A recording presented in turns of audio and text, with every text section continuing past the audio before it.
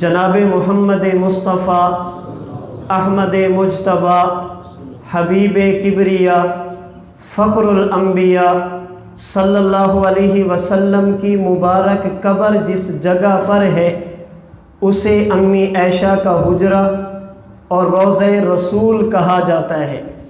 اس کا معنی یہ ہے جس جگہ پر حضور کی قبر ہے اسی جگہ کی مٹی سے حضور کو بنایا گیا۔ جس جگہ پر حضور کی مبارک مدفن ہے اسی جگہ کی مٹی سے حضور کو وجود ملا۔ آئیے احادیث مبارکہ میں غور کریں، اس جگہ کی حیثیت کیا ہے، اس جگہ کی اہمیت کیا ہے۔ حدیث مبارک بخاری شریف میں موجود ہے۔ آمنہ کے لال ارشاد فرماتے ہیں، ما بین بیتی و منبری روضۃ من ریاض الجنہ۔ یہ جگہ عام جگہ نہیں، یہ جنت کے ٹکڑوں میں سے ایک ٹکڑا، جنت کے حصوں میں سے ایک حصہ ہے۔ اس حدیث مبارک کی بنیاد پہ میرا دعویٰ یہ ہے، اللہ امتی کو بھی مٹی سے بناتے ہیں، اللہ وقت کے نبی کو بھی مٹی سے بناتے ہیں۔ امتی بھی بشر اور انسان ہے، نبی بھی بشر اور انسان ہے، لیکن امتی بشر عام ہے، نبی بشر خاص ہے۔ امتی انسان عام ہے، نبی انسان خاص ہے۔ اس عام اور خاص کی وجہ یہ ہے، امتی کو جس مٹی سے بنایا جائے یہ مٹی عام مٹی ہے، پیغمبر کو جس مٹی سے بنایا جائے یہ مٹی خاص مٹی ہے۔ امتی کو جس مٹی سے بنایا جائے اسے زمین کی مٹی کہتے ہیں، پیغمبر کو جس مٹی سے وجود دیا جائے اسے جنت کی مٹی کہتے ہیں۔ امتی کا وجود زمینی مٹی والا، پیغمبر کا وجود جنتی مٹی والا۔ دلیل بخاری کی یہی روایت، حضور فرماتے ہیں یہ جگہ عام جگہ نہیں، یہ جنت کے حصوں میں سے ایک حصہ ہے۔ آپ اٹھائیے شرح مسلم، امام نووی رحمہ اللہ اس حدیث مبارک کی شرح کرتے ہوئے لکھتے ہیں۔ آپ اٹھائیے عمدۃ القاری شرح بخاری، علامہ بدر الدین عینی رحمۃ اللہ علیہ اس حدیث مبارک کی تشریح میں لکھتے ہیں، ينقل بعینہ الی الجنہ، جب قیامت کا دن ہوگا ہر آدمی قبر سے اٹھے گا تب جنت میں جائے گا۔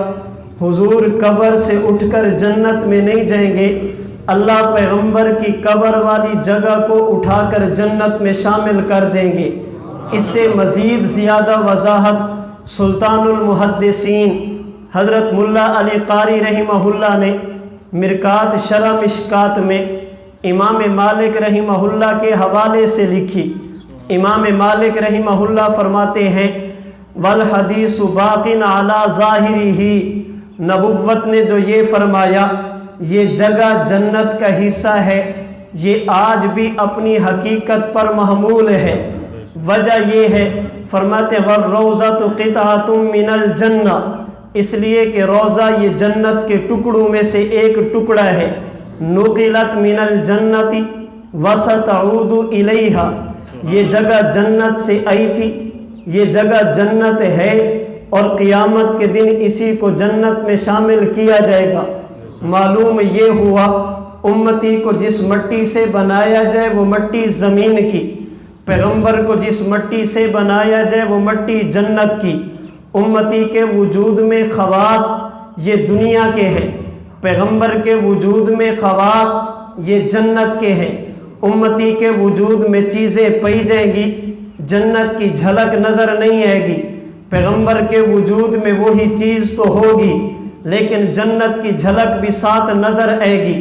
ملا علی قاری رحمۃ اللہ علیہ مرکات شرح مشکات میں حافظ ابن حجر رحمہ اللہ کے حوالے سے لکھتے ہیں، وَإِن لَّمْ تَمْنَعْ نَحْوَ الْجُوعِ لِاتصافِهَا بِصِفَةِ دَارِ الدُّنْيَا، فرماتے ہیں سوال ذہن میں آتا ہے، اگر نبی کا وجود جنت والا پھر نبی کو بھوک کیوں لگتی ہے؟ اگر نبی کا وجود جنت والا پھر نبی کے وجود سے پسینہ کیوں نکلتا ہے؟ اگر نبی کا وجود جنت والا پھر نبی کے جسم سے لعاب کیوں نکلا؟ اگر نبی کا وجود جنت والا نبی کے جسم سے بول و براز کیوں نکلا؟ اگر نبی کا وجود جنت والا پھر پیغمبر پہ دنیا میں نیند کیوں آئی ہے؟ اگر پیغمبر کا وجود جنت والا اللہ کے نبی نے نکاح کیوں کیے ہیں؟ اگر نبی کا وجود جنت والا پھر نبی پہ وفات کیوں آئی ہے؟ ممکن ہے کوئی بندہ آپ سے بھی کہے اگر یہ جگہ جنت کا ٹکڑا ہے، اگر یہ جگہ جنت کا حصہ ہے، اس جگہ پہ تو کافر بھی جاتا ہے، اس جگہ پہ تو مشرک بھی جاتا ہے، مشرک تو جنت میں نہیں جا سکتا۔ اگر مسجد نبوی یہ جنت کا حصہ، اس میں مشرک کیوں گیا ہے؟ اگر روضہ رسول یہ جنت کا حصہ، اس پہ غیر مسلم کیوں جاتے ہیں؟ ممکن ہے کوئی بندہ آپ سے کہہ دے اگر یہ واقعی جنت ہے، جنت میں تو موت نہیں آتی، پیغمبر کو موت کیوں آئی ہے؟ نبی پر تو موت آئی ہے، اگر یہ واقعی جنت ہے تو موت بھی نہیں آنی چاہیے۔ ملا علی قاری فرماتے ہیں علم تمنا نحول جوئی، جنت کا تقاضا تو یہ تھا نبی پر نیند بھی نہ آتی، جنت کا تقاضا تو یہ تھا نبی کا پسینہ بھی نہ نکلتا، جنت کا تقاضا تو یہ تھا اللہ کے رسول کو نکاح کی ضرورت بھی نہ پیش آتی، جنت کا تقاضا تو یہ تھا نبی کے جسم سے بول و براز بھی نہ نکلتا، جنت کا تقاضا تو یہ تھا پیغمبر پر موت اور وفات بھی نہ آتی، لیکن یہ آیا ہے۔ اس کی وجہ یہ ہے اللہ کے رسول اس وقت دنیا میں تھے، دنیاوی زندگی چل رہی تھی، یہ جنت میں موت نہیں آئے گی، جنت میں کوئی کافر نہیں جائے گا، یہ اس وقت ہے جب قیامت کے بعد ہو اور بطور جزا کے ہو۔ اب کوئی مشرک نہیں جائے گا، کوئی کافر نہیں جائے گا، موت بھی نہیں آئے گی۔ اللہ کے رسول تو قیامت سے پہلے دنیا میں ہے، بطور جزا کے نہیں ہے، یہ تو دار العمل ہے، دار الجزا نہیں ہے۔ میں مزید وضاحت عرض کرنے کے لیے دو باتیں عرض کرتا ہوں۔ اٹھائیے امام جلال الدین سیوطی کی تفسیر الدر المنصور سورۃ الصافات میں امام سیوطی نے ترجمان القرآن صحابی رسول حضرت عبداللہ بن عباس سے نقل کیا، ابراہیم علیہ السلام اللہ کا حکم سمجھ کر بیٹے کی گردن پہ چھری چلانے کے لیے تیار ہیں، بیٹا ذبح ہونے کے لیے تیار ہے، اللہ نے اوپر سے دمبا بھیجا، اسماعیل کو بچایا ہے، دمبے کو ذبح کرایا ہے۔ سوال یہ ہے کہ یہ دمبا کہاں سے آیا؟ ابن عباس فرماتے ہیں یہ دمبا جنت سے آیا تھا، 40 سال تک جنت میں رہا تھا، 40 سال تک جنت کی خوراک استعمال کی تھی۔ سوال یہ ہے کہ جنت میں تو موت نہیں، یہ دمبا ذبح کیوں ہو گیا؟ جنت میں تو وفات نہیں، اس دمبے پر موت کیوں ہوئی ہے؟ جواب یہ ہے یہ دمبا جنت میں نہیں تھا، یہ دمبا دنیا میں تھا، موت نہیں آئے گی اس وقت جب بطور جزا کے ہو، حشر کے بعد ہو۔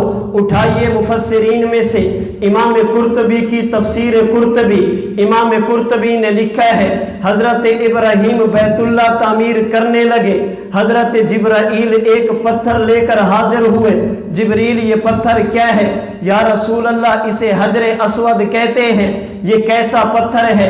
یا رسول اللہ یہ جنت کا پتھر ہے، حضرت آدم ساتھ لے کر آئے تھے، پتہ یہ چلا حجر اسود یہ جنت سے آیا ہے۔ میرا سوال یہ ہے اگر یہ جنت سے آیا مشرکین اسے چومتے کیوں تھے؟ اگر یہ جنت سے آیا مشرک اسے اٹھاتے کیوں تھے؟ اگر یہ جنت سے آیا اسے ہاتھ کیوں لگاتے تھے؟ جنت میں صفائی کی ضرورت نہیں، اگر یہ جنت سے آیا ہے اسے دھونا کیوں پڑتا ہے؟ خوشبو کیوں لگانی پڑتی ہے؟ صفائی کی ضرورت کیوں ہے؟ اگر یہ جنت سے آیا ہے، جنت میں تو چوری نہیں ہے۔ اٹھائیے تاریخ کی کتابیں، 22 سال تک لوگ حجر اسود کو چوری کر کے لے جاتے ہیں، بیت اللہ میں 22 سال تک حجر اسود موجود نہیں ہے، یہ چوری بھی ہو رہا ہے۔ صفائی کی بھی ضرورت ہے، خوشبو کی بھی ضرورت ہے، اسے دیکھنا بھی پڑتا ہے، کافر چھوتا بھی ہے، وجہ یہ ہے، یہ آیا تو جنت سے ہے، رہتا دنیا میں ہے، دنیا میں رہنے کی وجہ سے کافر ہاتھ بھی لگا لے گا، دنیا میں رہنے کی وجہ سے کافر چوم بھی لے گا، دنیا میں رہنے کی وجہ سے اس کا بوسہ بھی لے لے گا۔ نبی کا وجود جنتی، پسینہ آیا ہے، دنیا میں رہنے کی وجہ سے موت آئی ہے، دنیا میں رہنے کی وجہ سے دنیاوی معاملات آئے ہیں، دنیا میں رہنے کی وجہ سے جس طرح حجر اسود اور دمبا جنت سے آئے، دنیا میں رہنے کی وجہ سے دنیا کے احوال ان پر طاری ہوئے۔ اللہ کے نبی کا وجود بھی جنتی ہے، جب تک نبی دنیا میں تھے اس پر بھی دنیا کے احوال طاری ہوئے ہیں۔ اللہ کے رسول دنیا میں تھے۔ یہ جو کہا جاتا ہے جنت میں نیند نہیں، کب؟ جب قیامت کے بعد بطور جزا کے ہو۔ یہ جو کہا جاتا ہے جنت میں موت نہیں، کب؟ جب قیامت کے بعد بطور جزا کے ہو۔ اللہ کے رسول دنیا میں رہتے ہیں۔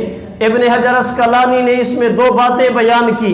آپ فرماتے ہیں نبی کا وجود جنتی، اگر نبی کے وجود میں غور کرو گے، دنیا میں رہنے کی وجہ سے دنیا کی چیزیں بھی نظر آئیں گی، اور جنتی وجود ہونے کی وجہ سے جنت کی جھلک بھی نظر آئے گی۔